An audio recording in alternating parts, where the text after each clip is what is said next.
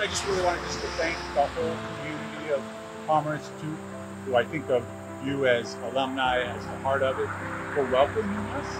The reason I hope that the quality comes through is the hard work of the students and the support of Tanisha and everyone else from the state who embrace the students building this together. We are a state historic site on the grounds of what was the Palmer Memorial Institute. So we tell the story of Palmer and its founder, Dr. Charlotte Hawkins Brown. Palmer, Dr. Brown founded it in 1902 as a boarding school for Black students here in Sedalia and eastern Guilford County. The gravesite was an area that was identified as really needing some help. Before these students completed their project, that area was just dirt, really.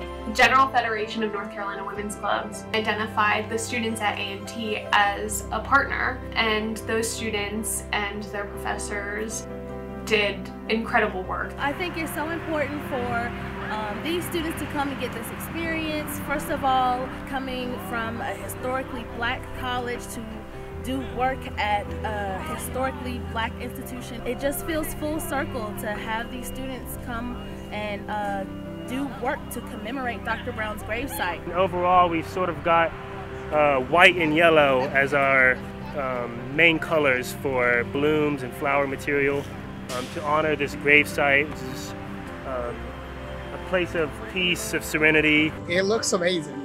Back almost 2 years when we first started this project, what it looked like with just a sad piece of concrete going into a dirt pile.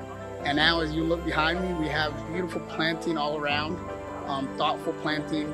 Seems like everybody's enjoying it. It looks really good. I learned that y'all were doing it and that we are very grateful that y'all have decided to do participation in doing the gravesite. It's as clean and as neat as you want to do. And I think it's just fabulous.